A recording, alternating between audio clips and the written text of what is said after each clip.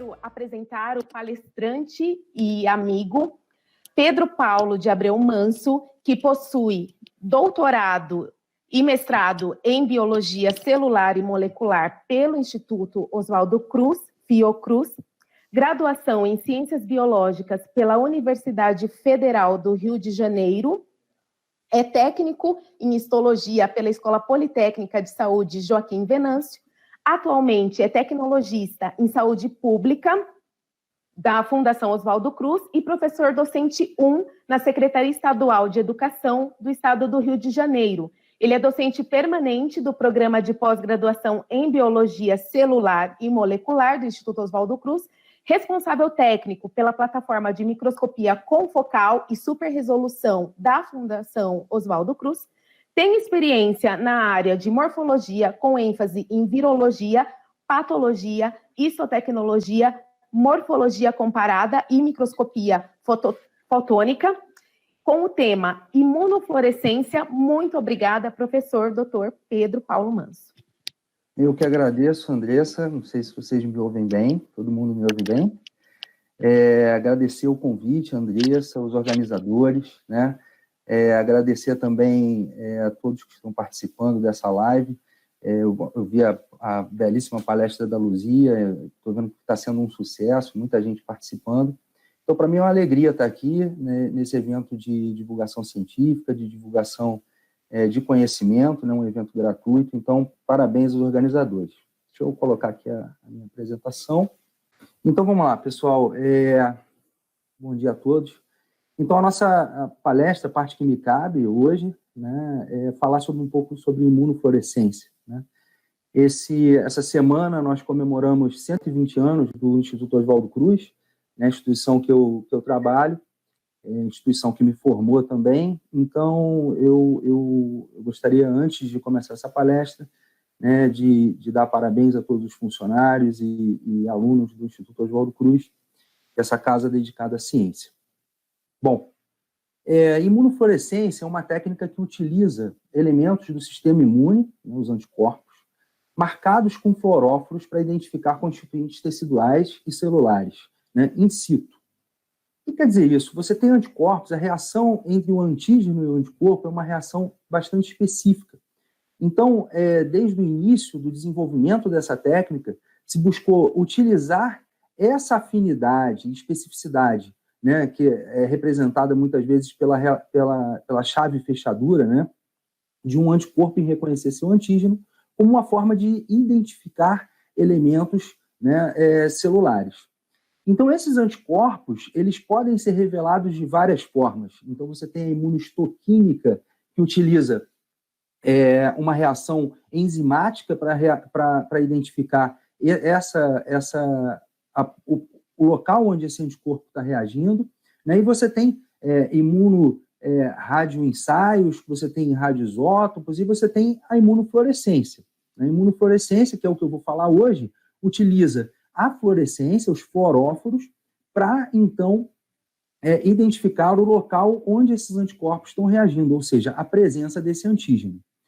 Falando um pouco sobre o que é a fluorescência, rapidamente, a fluorescência é um fenômeno físico, né, em que você tem a absorção de energia, esse átomo absorve energia, o seu elétron, né, na última camada de valência, ele absorve essa energia, perde parte da energia sob a forma de calor, e quando ele devolve essa energia para voltar para o seu estado mais estável, o seu estado natural, ele libera essa energia sob a forma de luz. Então, esse fenômeno ocorre com várias moléculas, né, moléculas distintas. Contudo, né, a gente vai falar um pouco sobre os fluoróforos mais para frente da apresentação. Os fluoróforos são moléculas que apresentam essa estrutura, né, essa capacidade de emitir fluorescência quando excitados, né, mas que tem algumas propriedades particulares. Okay? A técnica de imunofluorescência, ela se aplica, né, a evidenciar componentes celulares e teciduais, evidenciar componentes da matriz extracelular, né, então, por exemplo, moléculas da matriz, colágeno, né, elastina, você tem como identificar também por imunofluorescência. Você tem como determinar a origem celular de tumores, porque você tem como determinar se aquela célula ela guarda, né, marcadores, que a gente chama, né, ela guarda proteínas da sua origem tecidual, né, então você pode identificar essas proteínas e saber que aquele tumor tem uma origem distinta daquele lugar onde ele está. Você tem como determinar a sensibilidade tumoral a determinadas drogas, né, então você tem hoje tratamentos que são específicos para alguns tumores e que dependem da expressão de alguns fatores que você pode quantificar ou não a partir da imunofluorescência ou da imunistoquímica também. Você tem como identificar agentes patogênicos, né, fungos, bactérias, né, vírus, principalmente os vírus, né, que são submicroscópicos, que você só consegue identificar em microscópios eletrônicos. A única forma de você identificar a presença de um vírus num tecido é através de uma técnica de microscopia de luz, né, é através da reação imunológica, a maior parte dos vírus. Essa técnica, então, ela pode ser utilizada tanto em células quanto em tecidos. Mas hoje nós estamos aqui numa histolive, né? Então eu vou falar, obviamente, sobre a aplicação dessa técnica em tecidos. Para eu aplicar a imunofluorescência em tecidos, eu posso utilizar, né, um material vivo, inteiro, que não é o que eu vou abordar aqui hoje, né, mas eu posso utilizar um material tanto que foi fixado, né, a frio e sofreu uma criomicrotomia, né, ou um material processado para parafina. Existe um mito, algumas pessoas acreditam que a imunofluorescência, né, só pode ser empregada em material congelado. Não é verdade. Você tem como empregar em material parafinado. Eu vou mostrar aqui para vocês uma série de exemplos em material parafinado. Bom, então, falando um pouco sobre essas possíveis rotas, né, de imunofluorescência, então, eu tenho os possíveis protocolos. Eu tenho, então, na criomicrotomia, né, aquele material foi congelado, e é importante que fique bem claro que o tratamento pré-analítico, o tratamento prévio, é fundamental. A Luzia falou do processamento de tecidos, né, a gente tem a fixação, então é importantíssimo que você tenha uma fixação adequada, seja ela uma fixação química ou uma fixação a frio, né? É importante que o teu processamento da amostra seja o melhor possível, porque você precisa preservar, né, essas moléculas que você quer estudar e principalmente preservar a topologia dessas moléculas. Então, se eu tenho, por exemplo, no caso da criomicrotomia, um congelamento, né, ineficiente, o que vai acontecer é que essas moléculas vão extravasar no tecido, vão perder a sua localização, perder a sua topologia. E não é isso que você quer. Se você está utilizando uma técnica que é refinada, que vai identificar, né, a estrutura em que a tua molécula está sendo expressa, você quer que aquela molécula seja mantida no seu local exato. Então, no caso da criomicrotomia, é fundamental que você tenha um congelamento adequado, né, um congelamento feito em nitrogênio líquido, usando criopreservantes adequados, enfim. Mas eu tenho a criomicrotomia, né, e depois da criomicrotomia eu posso fixar essa amostra em paraformaldeído, em etanol, em acetona, depende do protocolo que você vai utilizar, né. Eu vou ter que permeabilizar, dependendo do protocolo de fixação que eu utilizei, eu vou ter que permeabilizar esse tecido usando uma saponina, um Triton X100, um Twin 20, um sabão, né, que seja um detergente, que seja próprio para permeabilizar células. Eu vou ter que bloquear, eu vou fazer a reação entre o antígeno e o anticorpo primário, caso a gente vai explicar isso, caso a reação seja indireta, eu vou colocar um anticorpo secundário, vou colocar um contracorante, um meio antifade e vou observar a minha amostra. Né? No caso do material parafinado, né, fixado em formol e embebido em parafina, FFPE, eu vou ter a minha microtomia, lembrando, então, que eu tenho que ter antes disso todo um processamento, fixação adequada, né? Da mesma forma, se eu tenho um fixador que não é tamponado, que não é adequado, eu vou perder a topologia da minha molécula. Se eu tiver um fixador que não é suficiente, eu não vou ter fixação adequada. Enfim, mas eu tenho que ter, então, um processamento pré-analítico muito bom para poder chegar na minha microtomia, ter uma microtomia adequada, né? Eu vou hidratar essa amostra, lembrando que essa amostra, então, está em parafina. Eu vou ter que retirar a parafina, passar pelo xilol, pelo álcool, vou ter que hidratar até a água, né? E passar por tampões para voltar, então, à condição desse tecido de ter uma condição de reagir ao antígeno e anticorpo.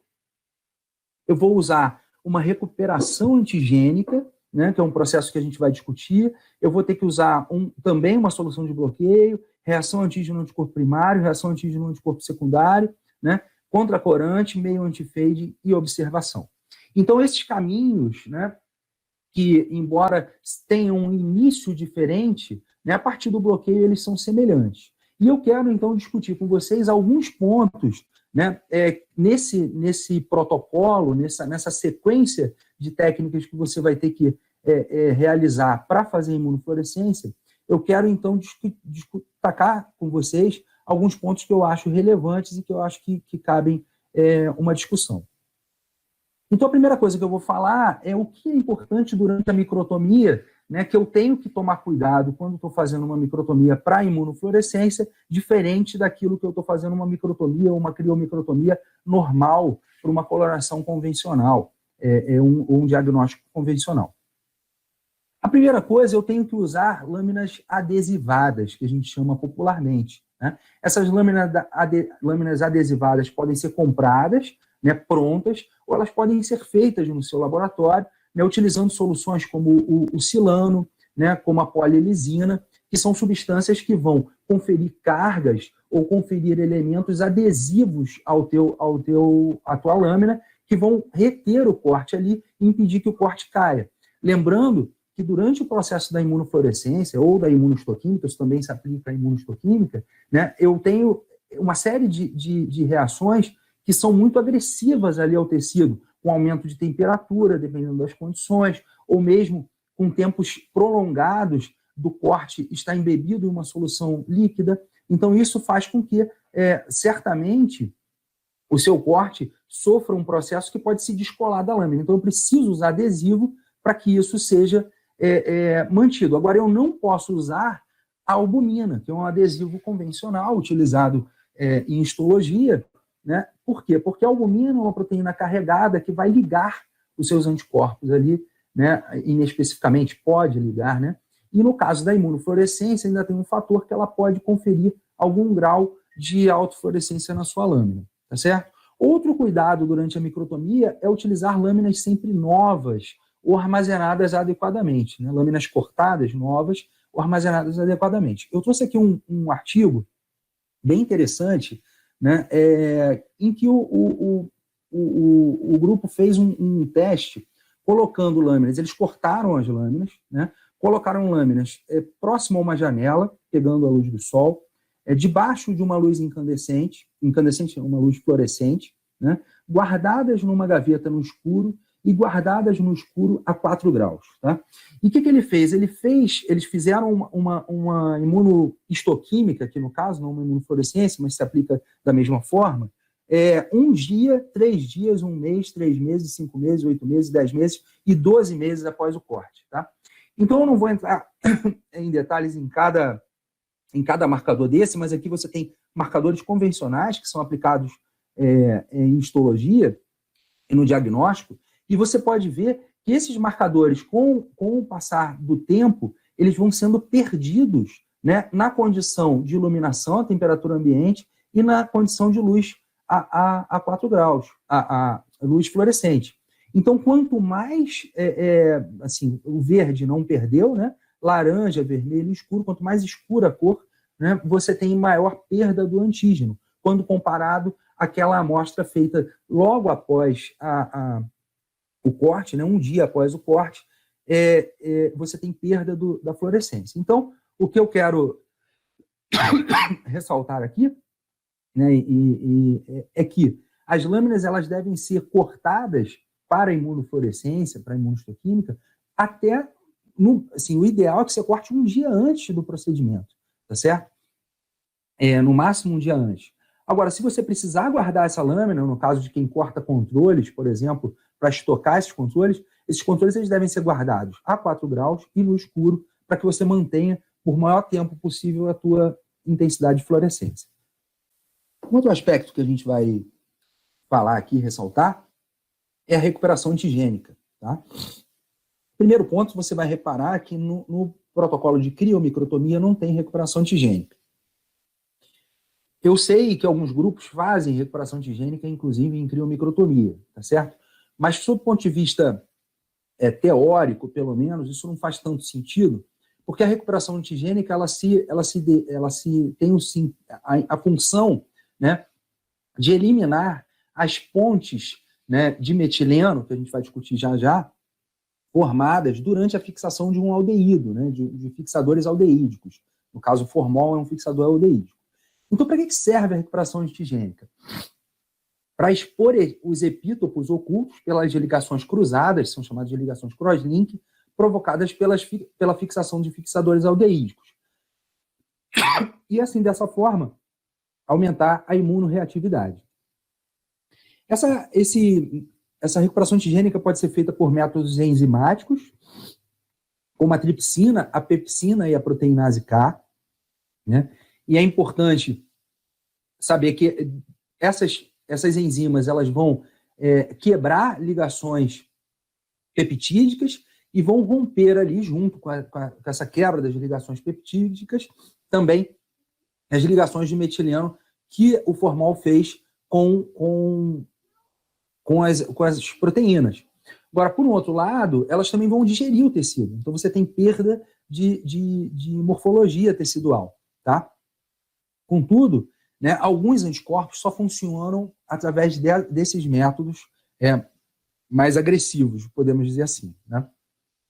E nós temos também os métodos induzidos pelo calor, que são os métodos mais comuns, em que eu tenho panelas elétricas, micro-ondas, panelas a vapor, panela de pressão, né, banho-maria, e aqui autoclave, cuscuzeira, coisas que eram usadas mais antigamente, que hoje em dia não são tanto, eu acredito, né? Mas, enfim, você tem diversos métodos, para cada método desse você tem protocolos distintos, né? E que precisam ser estabelecidos e colocados em prática no seu laboratório. Atualmente, né, os métodos mais robustos são as panelas elétricas, né, que você consegue controlar melhor a tua reação. Essa reação depende de ocorrer dentro de um tampão, né? Então, aqui eu tenho o processo de formação, de fixação, né, do formol. Ele ocorre em 3 etapas, mas no final ocorre a formação dessas pontes de metileno entre os peptídeos, né, das proteínas.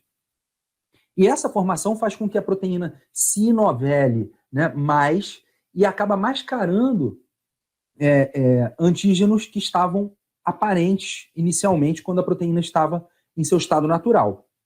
Então, o que eu faço? Eu vou, então, aquecer essa proteína e, ao aquecer, eu vou romper essas pontes de metileno, também vou desnaturar parcialmente a minha proteína, fazendo com que ela se desenovele.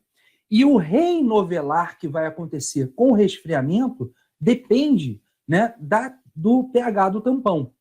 Então, aqui um trabalho que quem quiser dar uma lida nesse trabalho, ele discute isso de uma maneira muito interessante, mas só passando rapidamente, dependendo do pH do seu tampão, estruturas hidrofóbicas ou hidrofílicas, estruturas carregadas, né, vão ao se reinovelar, estar mais aparente em condições específicas dependendo do pH.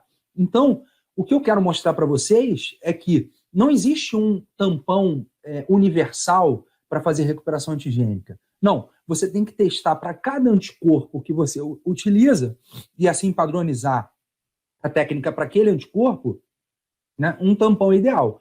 Hoje, né, os fabricantes de anticorpos, os bons fabricantes de anticorpos, já têm esse cuidado de enviar na bula qual é o tampão ideal para recuperação antigênica que você pode utilizar no seu material. Né? Mas antigamente eles utilizavam uma coisa meio padrão.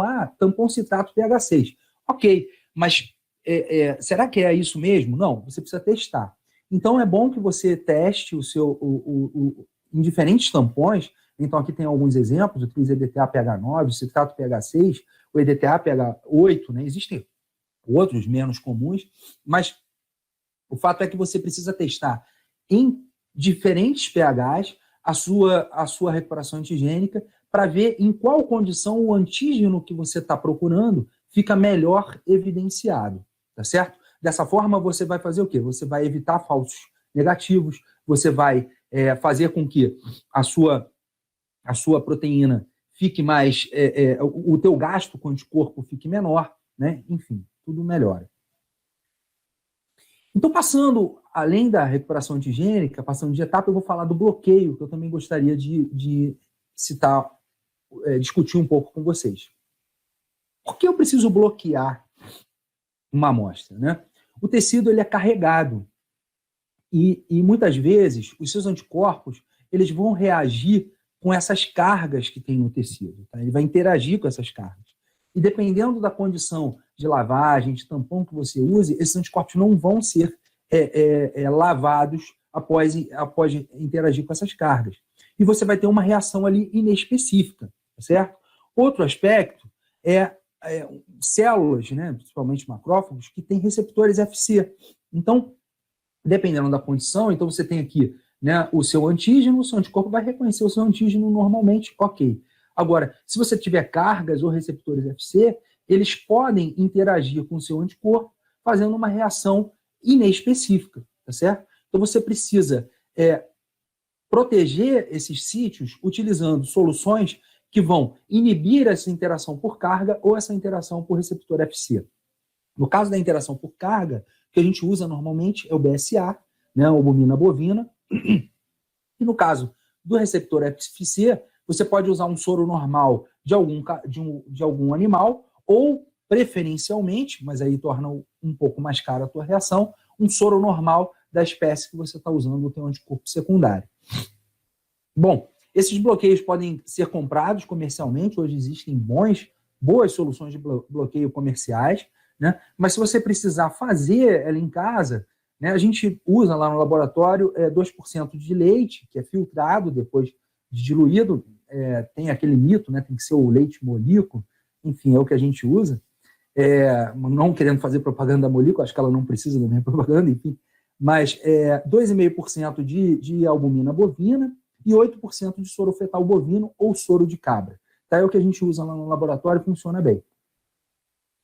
Bom, além disso, eu preciso, né, fazer, então, a reação do meu antígeno com o meu anticorpo, que é o que, de fato, vai acontecer, tá certo? Que é o que, de fato, é importante para acontecer a reação da imunofluorescência. Alguns aspectos importantes. Primeiro, o método pode ser direto ou indireto. Então, eu tenho uma imunofluorescência direta ou uma imunofluorescência indireta. O que consiste isso? Então, eu tenho aqui o meu antígeno, né? O meu anticorpo vai encontrar esse antígeno e esse anticorpo já está marcado com uma molécula fluorescente. Se isso acontecer, eu tenho um método direto, tá certo? Se eu tenho esse antígeno reconhecido por anticorpo que não está marcado e eu uso um outro anticorpo, chamado anticorpo secundário, para reconhecer esse antígeno, e esse anticorpo secundário sim está marcado, eu tenho um método indireto. Quais são as vantagens e as desvantagens de cada método? O método indireto diminui a chance de haver uma ligação inespecífica. Por quê? Eu estou usando menos anticorpos, eu estou usando ali menos imunoglobulinas, então eu vou diminuir a chance de ter uma reação inespecífica. É um método mais rápido, de menor complexidade. Então, por exemplo, se eu estou trabalhando com material congelado, cortei aquela amostra, né? Lavei em tampão, fiz o bloqueio, coloquei o meu anticorpo primário já marcado, né? E montei. Eu tenho como otimizar o meu protocolo para ter um diagnóstico de imunofluorescência em até 1 hora, 40 minutos, dependendo das condições que você estabelecer. Então, isso, né, é muito útil em condições que você precisa de rapidez, por exemplo. Né? E eu não vou entrar em detalhes aqui, mas falei que você pode aplicar a imunofluorescência em material vivo, né, em material ainda fresco. Eu vou utilizar o quê? Anticorpos marcados direto, né? Bom, eu tenho uma menor sensibilidade, porque essa marcação acaba sendo mais fraca, porque o meu anticorpo ele está marcado diretamente ao meu fluoróforo, mas no caso do método indireto eu vou ter outros anticorpos ligados aqui que vai aumentar, então, a quantidade de fluorescência que eu estou vendo. E é um método mais caro e menos flexível. Por que mais caro e menos flexível? Porque você tem que imaginar que para cada proteína que você quer identificar, ou para cada antígeno que você quer identificar, você vai ter que ter um anticorpo já marcado, né? E esse anticorpo ele é bem mais caro do que um anticorpo não marcado, tá certo? E menos flexível por quê? Porque você vai ter aquele anticorpo, você não vai ter vários anticorpos para a mesma proteína com várias cores distintas, que é o que a gente vai discutir já em breve. Já o método indireto, eu tenho, né, uma grande quantidade de anticorpos disponíveis, porque esses anticorpos não precisam ser marcados, né? Isso torna o método mais flexível, é um método mais barato, que embora você tenha que ter vários anticorpos secundários, o preço do anticorpo primário é menor, né, por não ser marcado. Tem maior sensibilidade, porque permite a amplificação da marcação, facilita a ocorrência de ligações inespecíficas. Hoje, isso cada vez menos, porque os anticorpos secundários de boas marcas, em geral, eles não são a imunoglobulina inteira, são apenas fragmentos da imunoglobulina. Eu vou falar um pouco sobre isso também, porque diminui muito a possibilidade de ligação inespecífica. E são técnicas, lógico, mais demoradas, porque você tem mais uma etapa.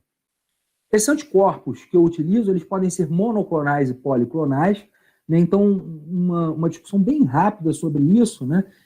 O anticorpo monoclonal ele reage contra um epítopo único, né, do seu antígeno, lá, da sua amostra. Por quê? Porque ele como o próprio nome diz, ele é fruto de um clone selecionado, tá certo? No processo de fabricação de um anticorpo monoclonal, você tem um clone único que vai, então, produzir anticorpos contra uma determinada região, né, um epítopo daquele teu antígeno, daquela tua proteína, né? Ele diminui a chance de haver uma ligação inespecífica, porque você tem um anticorpo monoclonal, ele como reage apenas contra um epítopo, a chance dele encontrar epítopos semelhantes no tecido, né, é bem menor. Ele tem uma sensibilidade mais fraca, né, e uma reprodutibilidade muito boa, porque como ele é fruto do isolamento de um clone, né, independente do lote que você comprar, ele está vindo sempre daquele clone. Tá? Os anticorpos policlonais, né, reagem contra epítopos múltiplos, né, então vários epítopos do teu tecido. Isso, de certa forma, né, embora tenha alguns problemas técnicos que eu vou abordar, muitas vezes aumenta a tua sensibilidade, né? Então, se você está trabalhando com um epítopo, com uma proteína muito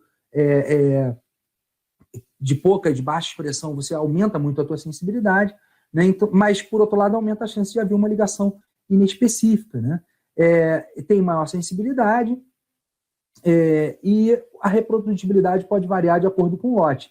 Então, hoje, cada vez menos, mas antigamente era muito frustrante você ter um anticorpo que funcionava muito bem, comprava um outro anticorpo de um outro lote e ele parava de funcionar. Enfim. Além da questão do método direto ou indireto, e se o anticorpo é policlonal ou monoclonal que você vai utilizar, você tem também a questão de outras questões que são importantes considerar quanto ao anticorpo. Primeiro, a classe ou subclasse de imunoglobulina. Por que eu falo isso? Você tem anticorpos, a maioria dos anticorpos são feitos em IgG, mas você tem também IgM, por exemplo, né? IgA, menos frequente, mas enfim. E você tem que entender que a sua IgG pode ser uma IgG 2A ou apenas um fragmento da IgG, eu vou falar disso, mas enfim. E se você estiver fazendo uma imunofluorescência indireta, o teu anticorpo secundário ele tem que ser específico contra essa imunoglobulina. Então é muito comum, as pessoas consideram que tudo é IgG. E aí o cara eventualmente tem um anticorpo no laboratório dele que é IgM. E aí, esse anticorpo nunca funciona. Quando o cara vai ver, o anticorpo é IgM, então ele teria que usar um anticorpo secundário anti-IgM, né, e não anti-IgG. Então isso é importante de ser considerado e você conhecer bem o teu anticorpo, né? A origem do anticorpo primário e secundário, ou seja, em qual animal ele foi feito, né? Então, questões importantes, por exemplo, eu estou trabalhando com um anticorpo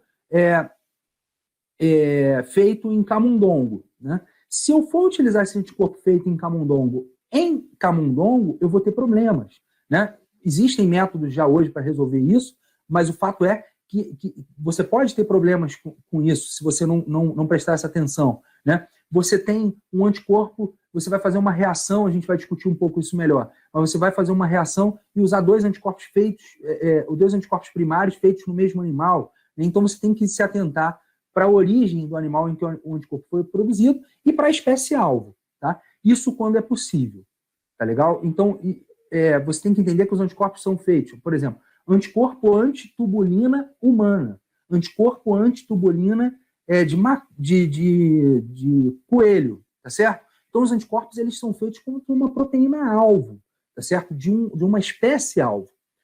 A gente sabe, na prática, que existe reação cruzada entre os animais. Então, eu, por exemplo, trabalho na minha prática com uma série de animais diferentes. Então, com sapo, já trabalhei com rã, já trabalhei com galinha, né? Então, o que acontece? Você não tem anticorpos, todos os anticorpos feitos para essa espécie, direcionados para essa espécie. Então, você precisa se atentar e se preocupar se esses anticorpos reagem contra a proteína de outra espécie e se, de fato, né, eles são específicos, tá? Hoje, mais uma vez, os bons fabricantes têm na sua bula reação cruzada. Então, diz assim, olha, isso foi feito contra a proteína humana, ok, mas ele reage contra camundongo, reage contra coelho, reage contra cabra, reage contra... E você vai achar em alguns fabricantes uma diversidade enorme de animais. Então, a Luzia falou da questão da patologia veterinária. É importante quem trabalha com esse foco, né, saber se aquele teu anticorpo ele reage contra algumas proteínas, se ele reage contra a tua espécie-alvo. Você tem anticorpo total ou fragmento, como eu falei para vocês, o anticorpo, a imunoglobulina, ela pode ser cortada, né? Então, você tem apenas fragmentos, por exemplo, FAB', isso aumenta muito, né? Diminui muito a reação inespecífica, então tem anticorpos secundários hoje que são bem cortados, né? Quais as aplicações a que se destinam? Não adianta você comprar um anticorpo que descrito apenas como para utilização em Western blot ou para utilização em citometria de fluxo, se você quer aplicar ele para imunofluorescência e para imunohistoquímica. Então tem que se tomar muito cuidado, porque alguns anticorpos são otimizados para a técnica que eles se destinam. Então, quando você vai comprar um anticorpo, se atenta, às vezes você tem vários anticorpos contra a mesma proteína, só que aquele anticorpo é otimizado para Western blot, o outro é otimizado para imunofluorescência, o outro trabalha com várias técnicas distintas, então tem que se atentar a isso. E saber se esse anticorpo é conjugado ou não. E aquele é conjugado. Então, você quer fazer uma imunofluorescência, você tem um anticorpo que é conjugado a um fluoróforo, ou um anticorpo não conjugado que vai ser reconhecido por um secundário que tem um fluoróforo, tá certo? Agora, se você tem esse anticorpo já conjugado com outras coisas, você pode ter problema na reação de imunofluorescência. Então, aqui alguns exemplos de fluoróforos, né? Falei para vocês, existe uma diversidade de fluoróforos, né? Existem vários fabricantes, vários tipos, né? Eu hoje utilizo a série Alexa Fluor, a série Alexa Fluor Plus. E por essa questão aqui, eles têm maior estabilidade, né? Então, uma questão importante quando se trata de um fluoróforo, né, é que ele seja o mais estável possível, que ele tenha essa estabilidade durante várias leituras da amostra, que ele não sofra um decaimento, que ele não apague. Então, aqui tem um exemplo, né, duas células sendo lidas, né, com o passar do tempo, uma apaga, a outra não. Então, essa que apaga aqui está usando fluoresceína, que foi o primeiro fluoróforo lá que foi desenvolvido, tá certo? Mas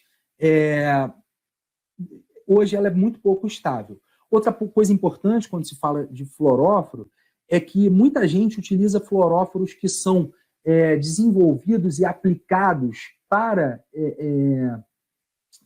citometria de fluxo em imunofluorescência, tá? Acontece que alguns fluoróforos que são muito bons para citometria de fluxo, por exemplo, APC, por exemplo, ficoeritrina Cy5, né, que é o famoso PE Cy5, esses anticorpos eles são muito bons para citometria de fluxo, por algumas características que eu não vou entrar em detalhe aqui. Agora, quando você leva eles para a imunofluorescência, que você precisa de uma estabilidade maior, né, que você precisa de uma especificidade de emissão maior, esses fluoróforos não são bons, tá bom? Então, é importante você ter em mente que nem sempre essa transposição de um anticorpo de uma técnica para outra funciona. Então, aqui algumas características importantes de um fluoróforo: ele deve ter um comprimento de onda que minimiza problemas com fluorescência endógena do tecido. Então, por exemplo, estou falando da ficoeritrina, né, do PE.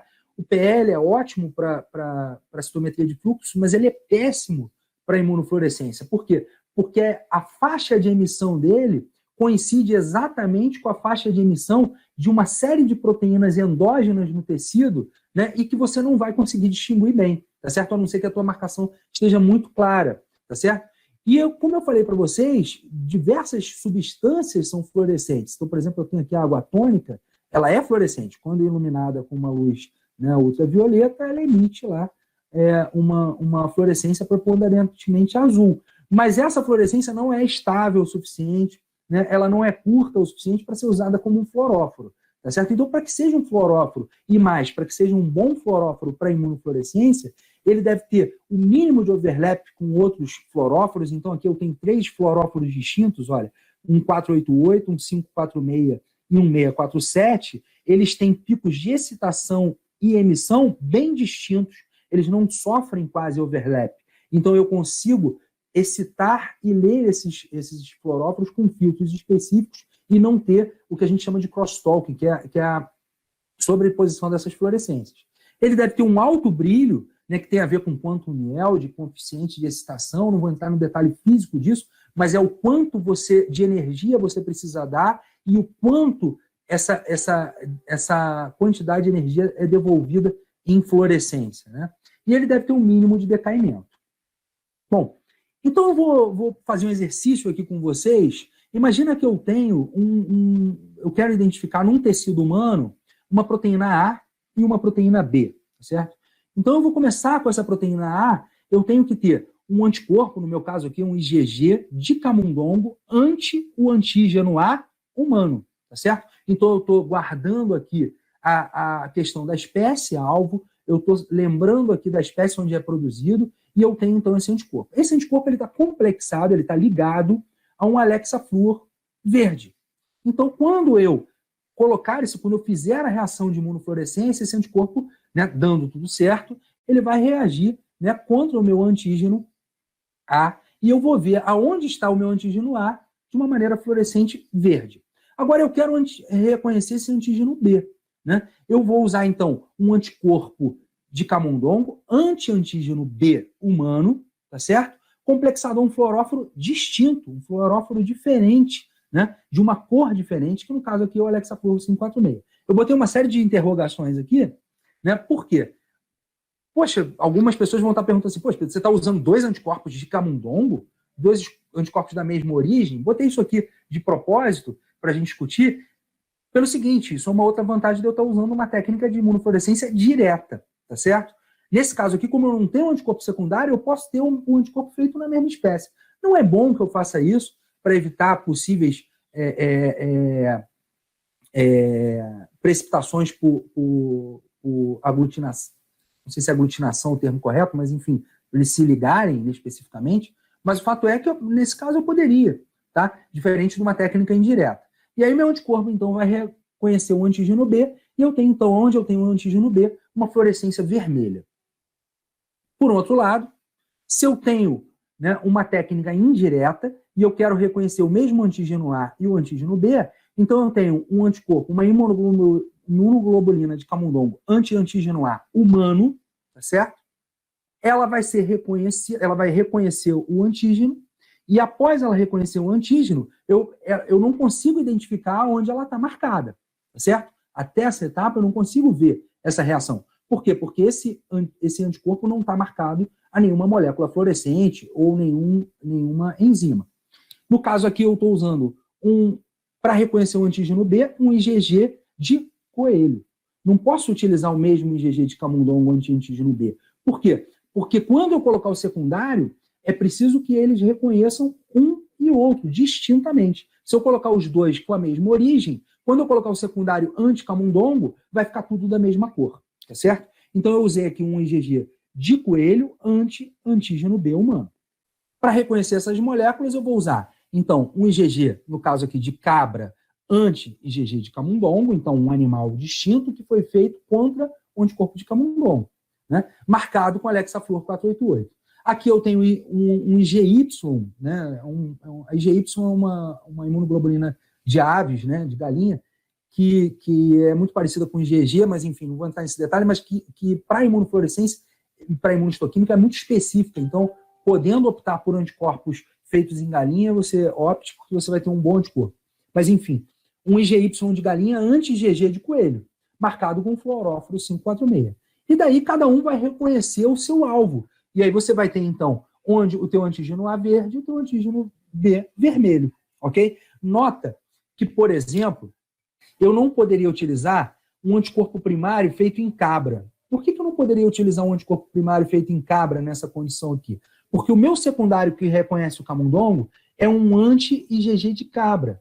Ele é feito em cabra, o meu anti-camundongo.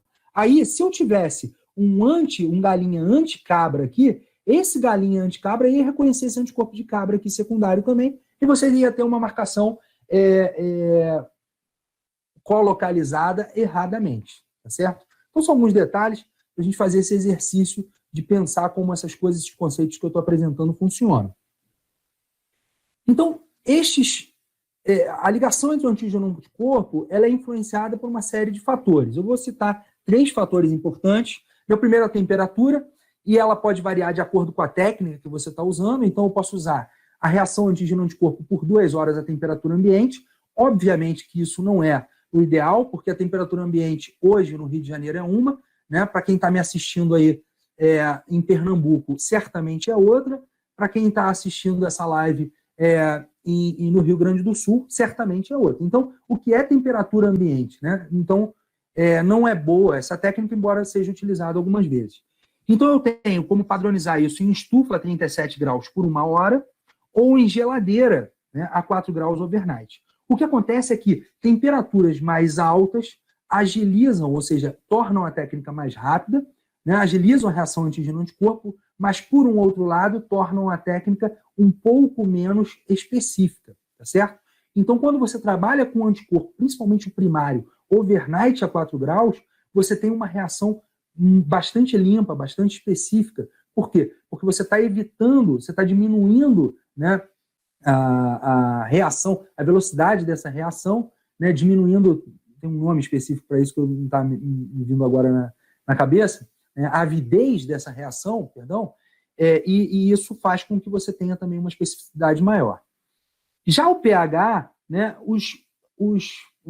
quando você coloca essa reação entre o antígeno e o anticorpo, você precisa colocar essa reação em um tampão, tá certo? E esse tampão tem que ter um pH bastante estável, como os tampões, né, em geral. Para quê? Para estabilizar essa reação antígeno-anticorpo. Então, os tampões mais utilizados são o PBS, né, e o TBS. O que é importante você saber é que esse seu tampão precisa estar realmente muito bem aferido, tá? Por quê? pHs ligeiramente ácidos diminuem a reação entre o antígeno e o anticorpo, tá certo? E pHs ligeiramente básicos aumentam a reação entre o antígeno e o anticorpo. Então fica aí uma dica importante, quando você faz a tua recuperação antigênica lá no início, usando, por exemplo, um tampão em pH básico, é importante que você lave bastante a sua amostra depois, coloque num tampão para estabilizar essa amostra antes que haja um tampão PBS, um TBS, antes que haja a reação antígeno-anticorpo. Por quê? Porque você pode estar mudando aí a afinidade do teu anticorpo, tá certo? Existem tampões comerciais prontos ou que você pode preparar no laboratório, que eu acho que é o que a maioria das pessoas fazem. E o importante também é a concentração do anticorpo. A concentração do anticorpo, você tem 3 coisas importantes aqui. A diluição, o volume e a evaporação, tá certo? Então, muita gente se preocupa só com a diluição do anticorpo. Então, quando você tem um anticorpo novo, você precisa fazer essa tabelinha aqui de diluição, utilizando, então, uma relação entre o anticorpo primário e o anticorpo secundário, de modo que você encontre qual é a relação em que você não tem perda de reação, perda de sensibilidade, né, com a menor concentração possível de anticorpo, para que essa técnica se torne econômica, né? Mas muitas vezes se preocupam com isso aqui, né? Ou não se preocupam, mas deveriam se preocupar, né? Não adianta você pegar a bula do anticorpo e teu fabricante dizer que ele funciona 1:50 e você usar ele 1:50. Não é. Porque quem vende anticorpo, obviamente, quer que você use o máximo possível de anticorpo, né? Não querendo, né, criticar os vendedores que estão fazendo o trabalho deles. Mas, enfim, você pode fazer uma tabelinha dessa de diluição e encontrar nas tuas condições, né, mais do que usar menos anticorpo, mas na condição que você usa, que é diferente da condição em que o cara padronizou lá quando fez a bula, né, qual é a diluição ideal, tá certo? Mas muita gente se preocupa com a diluição e esquece do volume da evaporação.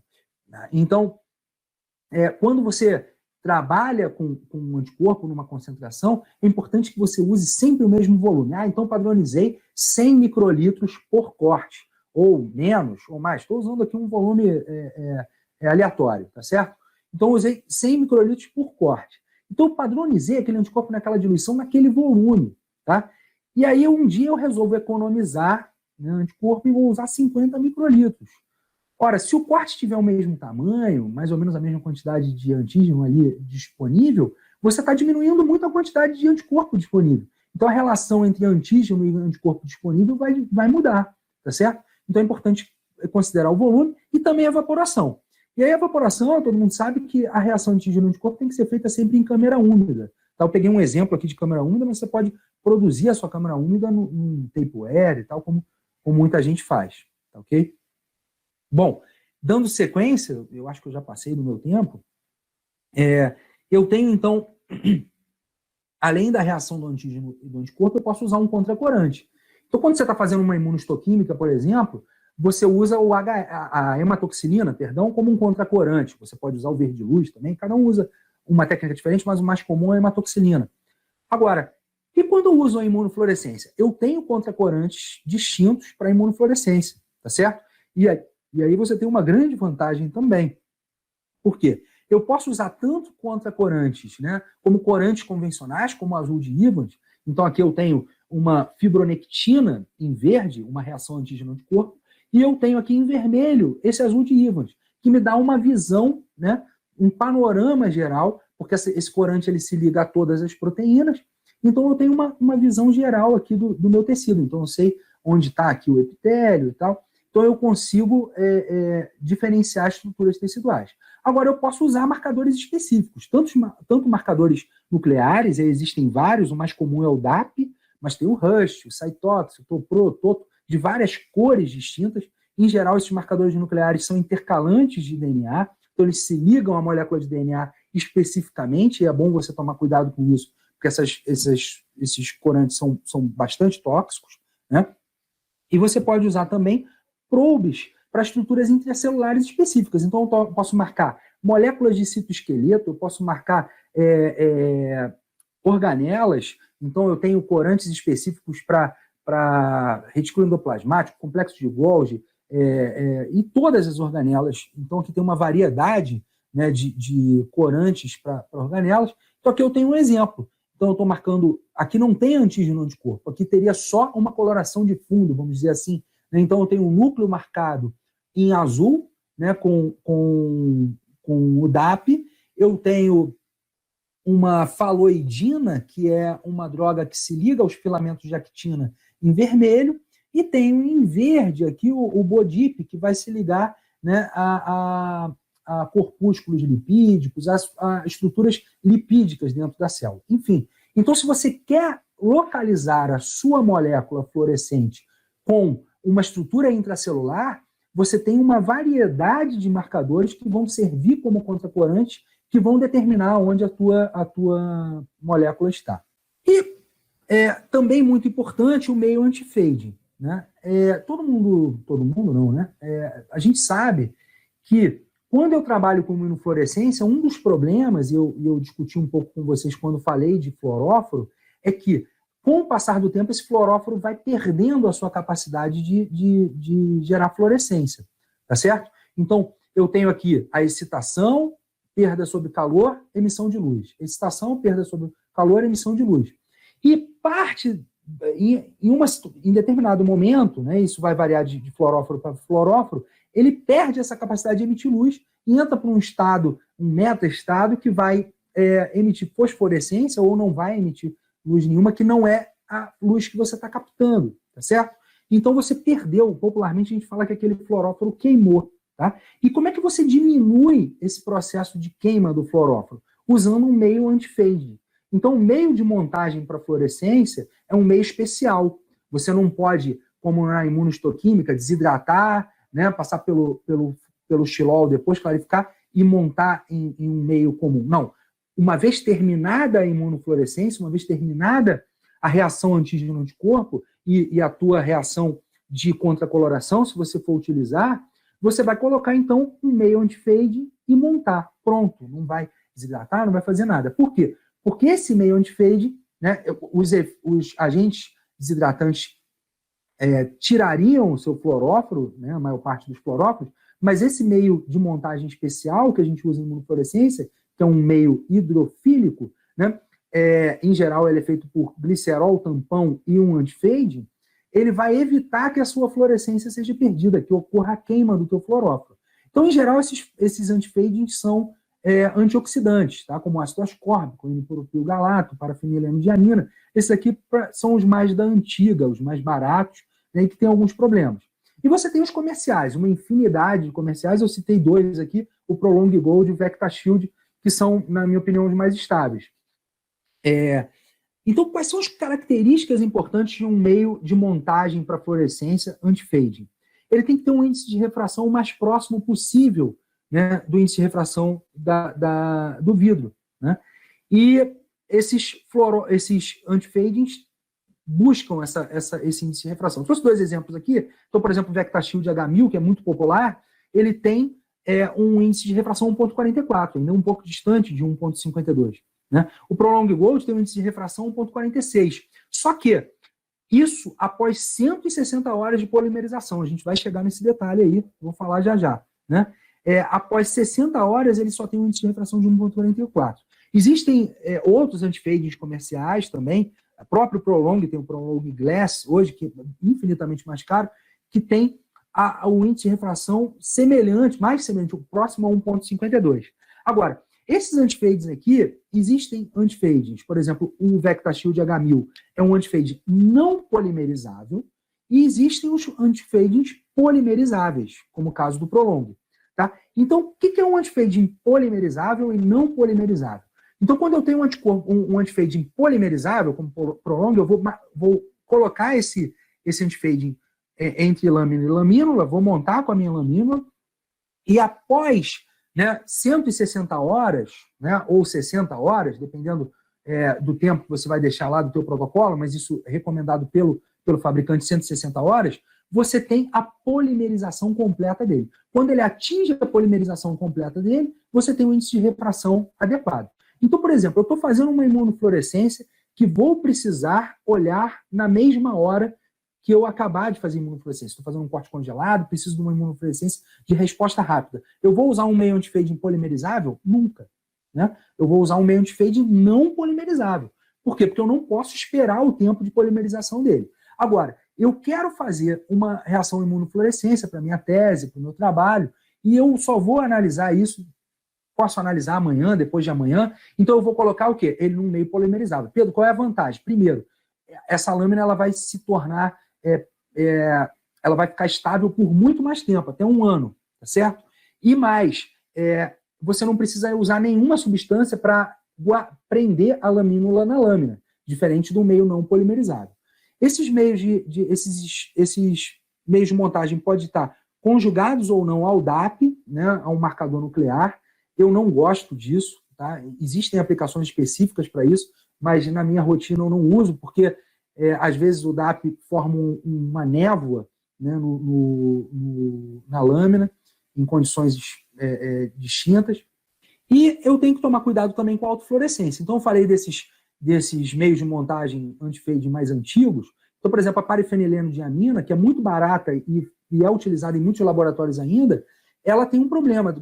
2 dias depois, quando ela começa a oxidar, ela começa a ficar escura e ela apresenta uma autofluorescência verde, que vai impedir que você veja o teu fluoróforo adequadamente. Tá certo? Então, aí alguns detalhes do meio de montagem que muita gente negligencia.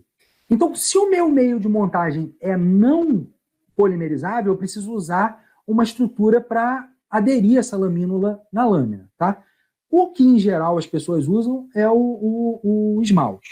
Tá? Só que é importante que se saiba que o esmalte, ele, em geral, ele é fluorescente também. E aí, se esse esmalte entra entre a lâmina e a lamínula inadvertidamente, isso acontece, né, você vai ter uma autofluorescência ali, uma fluorescência atrapalhando a tua visão. Fora que trabalhar com esmalte aqui nessas condições, eu não sei quem está habituado a fazer isso, né, quem está habituado sabe que é uma coisa meio chatinha de fazer.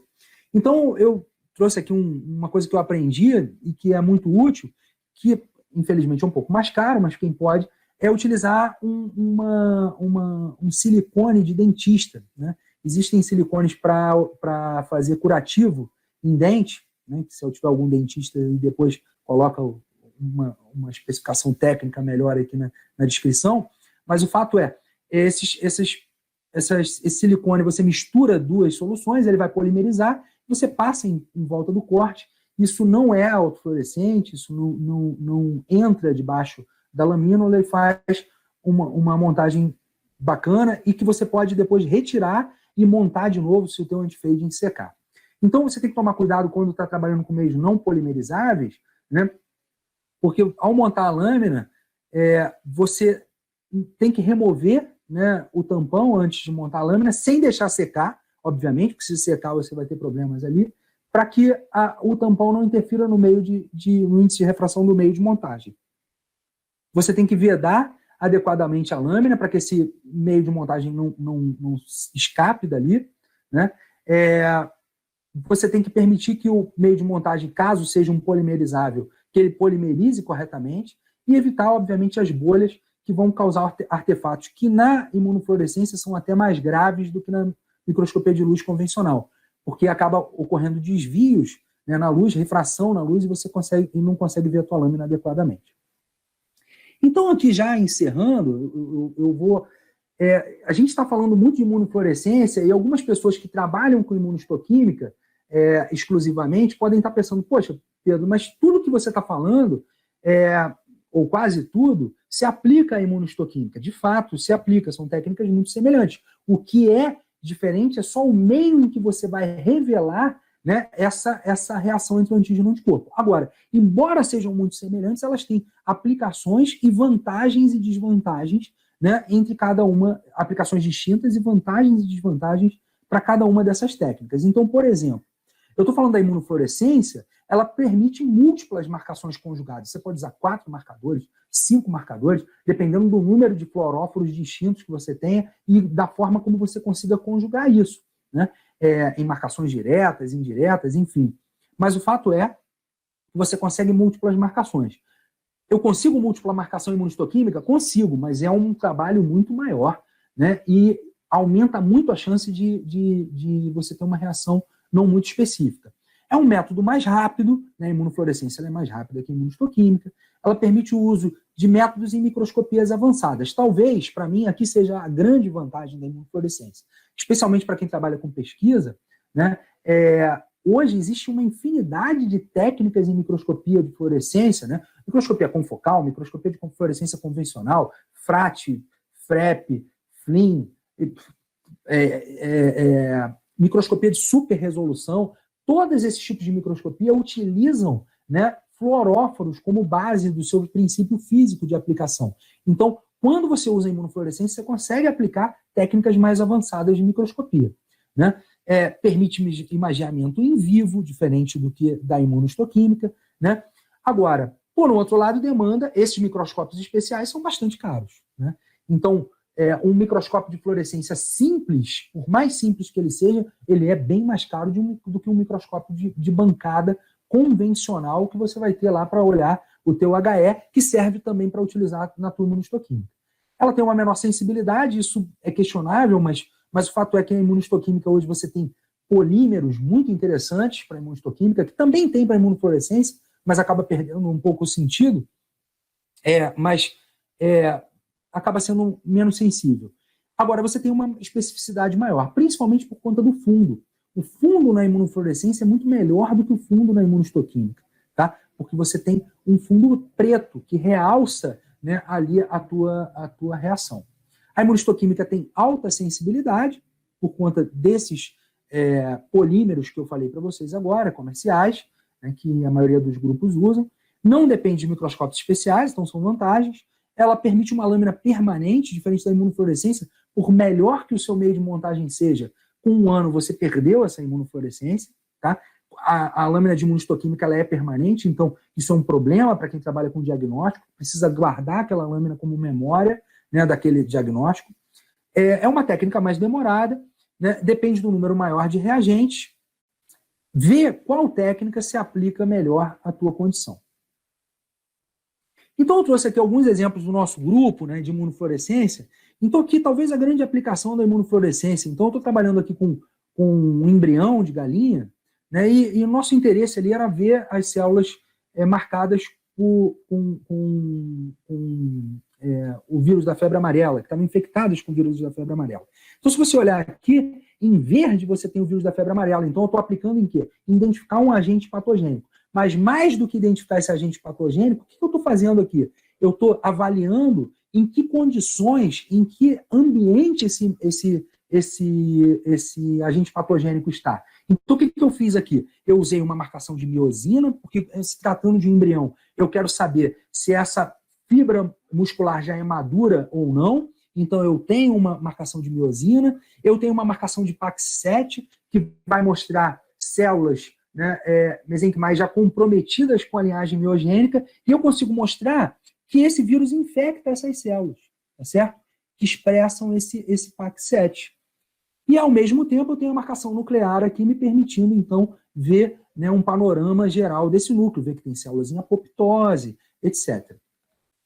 Um outro exemplo aqui também, ainda identificando o vírus da febre amarela, né, eu tenho, então, também em fibras musculares, o DAP em azul, eu consigo ver que esse vírus ele fica próximo, né, numa região perinuclear, né, e acompanha, então, as estriações aqui das fibras. Então, não só infecta aquelas células precursoras, mas também infecta fibras, né. Um outro exemplo aqui também em galinha, né, eu tenho, então, aqui um fator, o GLI1, que é importante em diversos fenômenos biológicos, inclusive em tumores, mas aqui nesse caso a gente estava vendo, né, um grupo colaborador, né, o John Douglas, estava vendo então a marcação desse fator, né, o GLI1, em células musculares, né, e você consegue ver então, aqui no detalhe, que você tem então essa marcação que não é nuclear, é perinuclear, nessa condição que ele está estudando agora, consegue ver o núcleo da célula, tem um corte transversal da célula muscular, então você consegue um nível de detalhe que não é alcançado, né, obviamente, na microscopia, na imunistoquímica. Nesse caso aqui é o que eu queria ressaltar. Então aqui um outro exemplo também lá do nosso laboratório, então aqui a veia caderina, né, espessa no endotélio, então você tem um núcleo marcado em azul, veia caderina, e aqui eu usei um fundo vermelho, que é o azul de Evans, então eu usei um corante que vai evidenciar as outras estruturas do tecido. Então aqui, o núcleo em azul e o azul de Evans em vermelho me dá uma sensação muito parecida com HE, né, de localização tecidual. E eu posso, então, usar um marcador fluorescente e identificar, então, a presença dessa molécula aí, da veia caderina nessa condição. Aqui, a mesma coisa, mas aqui mostrando, então, a estriação de fibras musculares, né, da desmina. Aqui a alfa-actina, né? Aqui eu não usei nenhuma coloração de fundo, a não ser, né, a coloração nuclear, aqui um material congelado. Os anteriores todos eram parafinados, tá? Então aqui MMP9, uma metaloproteinase, a expressão dela no fígado, tá, em condições não normais, né, não fisiológicas. Aqui, então, um exemplo também da utilização dessa imunomarcação em animais bastante diferentes do convencional. Então, isso aqui é uma imunofluorescência marcando um receptor de eritropoetina em rã, tá certo? Na medula óssea de uma rã. Então, com azul de Evans em vermelho, o DAP marcando o núcleo. Então, você veja que essa eritropoetina, esse receptor de eritropoetina, ele era destinado para uma proteína humana. mas a gente fez todos os controles nesse trabalho, né? Fez todos os controles necessários, mas mostramos que esse anticorpo reage contra o receptor de eritropoetina de RAM também. Você tem uma reação cruzada, e aí você consegue evidenciar isso na medula óssea desse animal, que é um animal distinto, tá certo? Bom, queria encerrar então agradecendo ao grupo, usei a mesma imagem da Luzia, porque a gente trabalha no mesmo laboratório, tive a felicidade de ter a Luzia como professora também, e trabalhamos num mesmo ambiente, que é um ambiente muito feliz, que a gente está sentindo muita falta agora nesse período de quarentena, né, porque a gente está trabalhando em sistema de rodízio, e aqui uma última imagem aqui de um rim para alegrar. Bom, enfim, é isso. Fico à disposição para perguntas. Desculpa ter excedido o horário, tá, Andressa?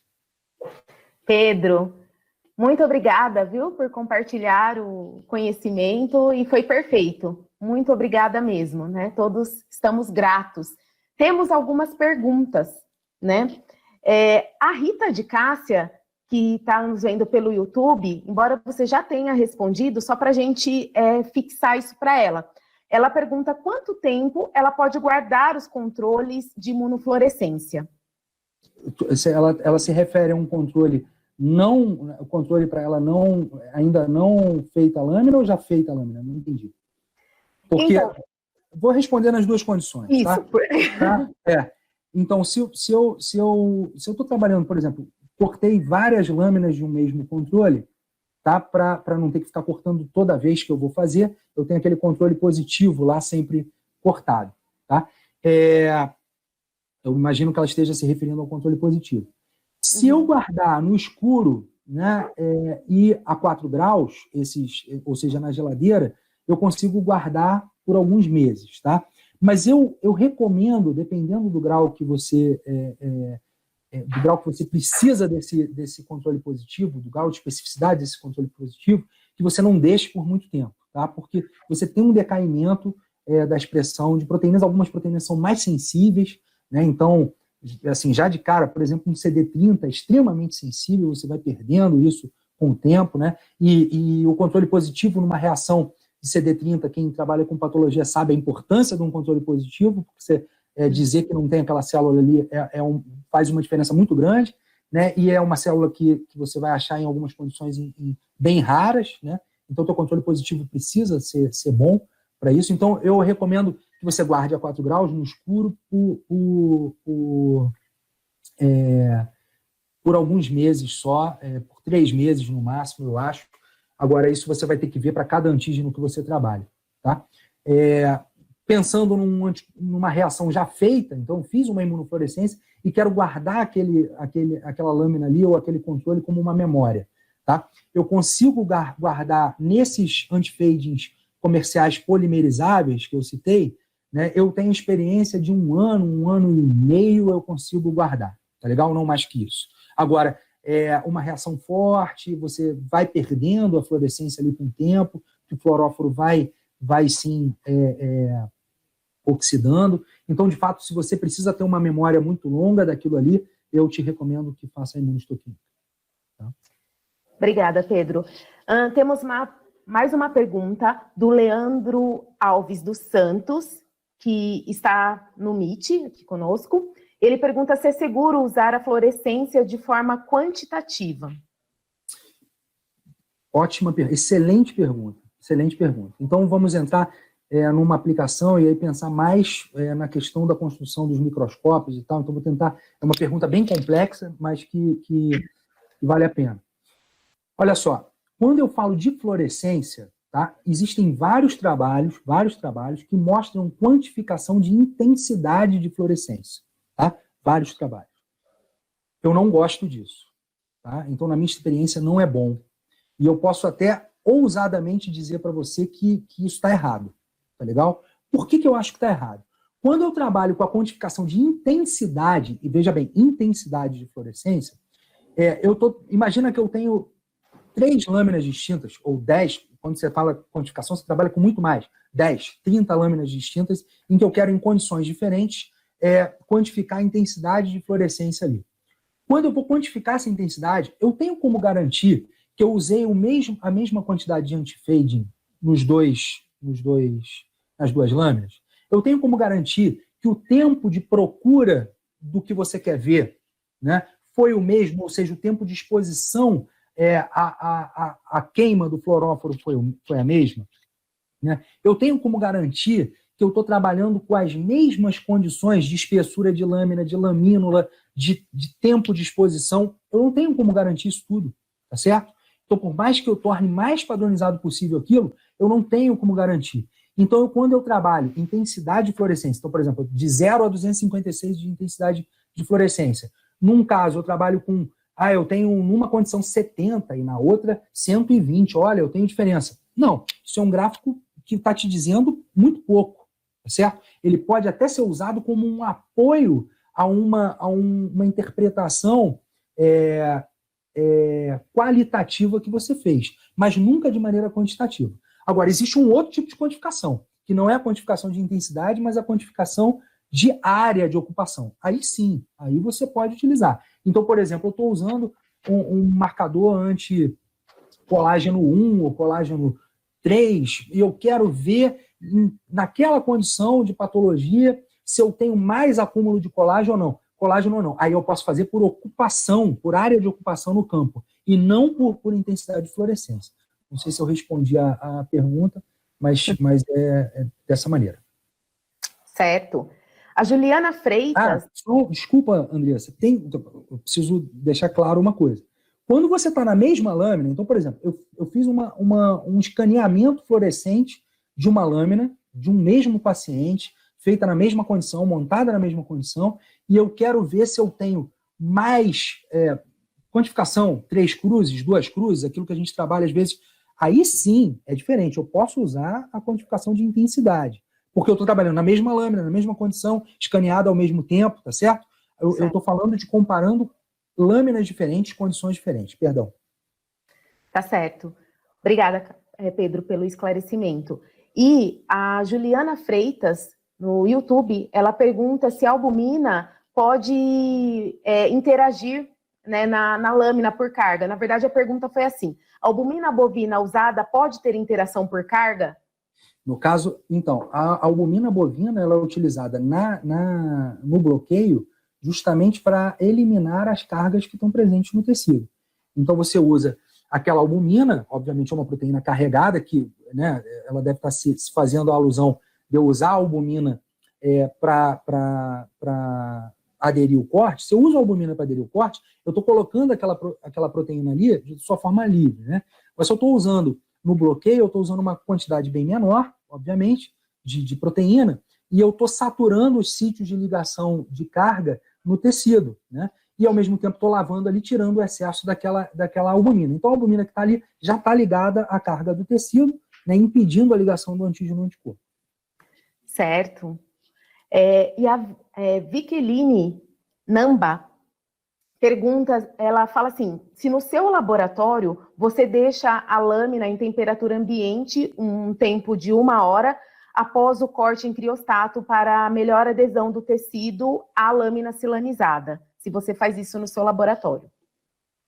Olha, eu trabalho num laboratório de patologia experimental, tá? Então, muitas vezes eu uso o corte congelado para imunofluorescência depois, tá? Então, não é proposital deixar a temperatura ambiente, né? E, na verdade, eu nunca deixo a temperatura ambiente. Eu vou guardar para fazer a imuno no dia seguinte, ou mais tarde, no mesmo dia, eu coloco elas a 4 graus. Tá? Mas, okay, para quem vai fazer a imuno na mesma hora, eu não acho, eu não tenho experiência especificamente, nunca fiz isso, né, mas pensando sob o ponto de vista teórico, eu não acho uma boa você deixar 1 hora a temperatura ambiente, não. Certo. E a Fernanda Cândido, no YouTube, pede um artigo sobre, onde você cita, né, sobre a interferência que ocorre na lâmina, sobre a exposição de luz, temperatura e tempo, se você poderia disponibilizar esse artigo, se tem alguma referência. Sim, na própria apresentação, parece que vai ficar online, né? Disponível a apresentação, né? Na Sim. própria apresentação eu coloco a referência do artigo, o título lá e a revista, tá? Então, a pessoa pode resgatar lá no vídeo, dar uma pausazinha e ver. É só porque eu acho que não sei se eu consigo colocar isso aqui agora, né? Nesse momento aqui da apresentação, se eu consigo colar aqui, acho que vai complicar um pouco, mas tem lá disponível sim, tá? Um artigo bem interessante, um artigo simples, né? Mas bem interessante, até para sensibilizar as pessoas, tá, Andressa? A gente sabe que muitos laboratórios, às vezes, guardam, por exemplo, não sei o quanto isso acontece, mas na época que eu trabalhava em rotina, isso às vezes acontecia, né? O cara guarda receptores hormonais para acumular, para fazer uma quantidade ao mesmo tempo, enfim. E isso não é bom, tá, Andressa? Não é bom.